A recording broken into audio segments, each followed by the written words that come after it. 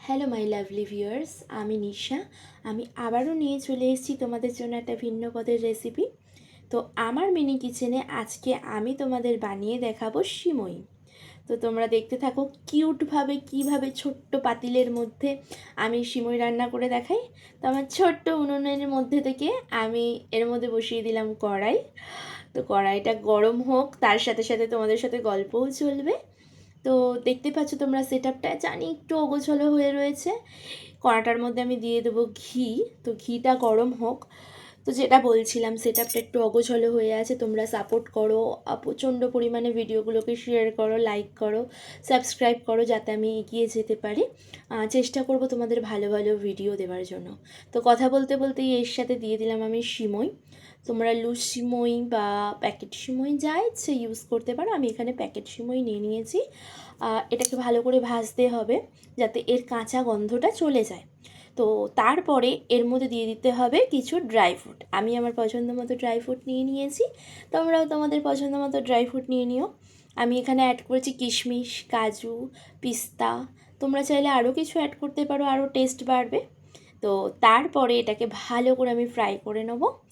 আর সাথে সাথে এর মধ্যে মিক্স করব কিছুটা দুধ, গরুর দুধ বা প্যাকেট দুধ বা গুঁড়ো দুধও দিতে পারো। আমি এখানে গরুর দুধ নিয়েছি, একদম 1 কলসি ভরে ভরে দুধ দিয়ে দিলাম। পরিমাণটা তোমরা বুঝে নিও। সো এরপরে দুধ দেওয়ার পরে আমি এর মধ্যে কিছুটা পরিমাণ মিষ্টির জন্য বাতাসা অ্যাড করে দেবো। তো তোমরা চাইলে চিনির গুঁড়াও দিতে পারো, চিনির গুঁড়াকেও ডেটস গুঁড়া বা ডেটস পিউরি দিতেই পারো। আমি এর মধ্যে বাতাসার গুঁড়ো দিয়েছি। তো যেটা বলছিলাম, সেটআপটা বড্ড অগোছালো হয়ে রয়েছে। আমি চেষ্টা করেছি আমার নিজের মতো করে সাজিয়ে নেওয়ার। যত দিন যাবে সময়ের সাথে সাথে আমি আরও ইমপ্রুভ করার চেষ্টা করব। তো তোমাদেরকে আমার মিনি কিচেনের একটা ভালো জিনিস দেখাবো, তোমরা দেখবে। তো দেখতে পাচ্ছ একটু বয়েল এসছে, আমি আরও কিছুক্ষণ ওয়েট করব। হ্যাঁ, যেটা বলছিলাম, এই যে হচ্ছে আমার মিনি পুকুর। তো পুকুরটা কেমন লাগছে তোমরা জানিও, সেটআপটা কেমন লাগছে তোমরা অবশ্যই কমেন্ট করো, আমার খুবই ভালো লাগবে। তো কথা বলতে বলতেই দেখো অনেকটা পরিমাণে বয়েল চলে এসছে, অলমোস্ট এটা ডান হয়ে এসছে।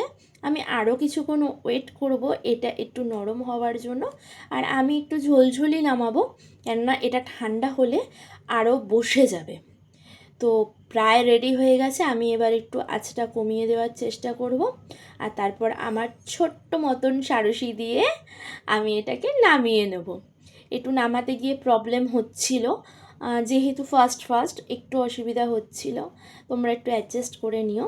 তো দেখতেই পাচ্ছ কড়াটার খুব করুণ অবস্থা, এটাকে আমাকে এখন মেজে বসে পরিষ্কার করতে হবে। তো এই রেডি হয়ে গেল আমার ছোট্ট মিনি কিচেনের সিমই। তো তোমাদের যদি ভালো লেগে থাকে তোমরা প্লিজ সাপোর্ট করো আমাকে, প্লিজ লাইক, কমেন্ট, সাবস্ক্রাইব করে দিও। টাটা, বাই বাই, খুব ভালো থেকো তোমরা।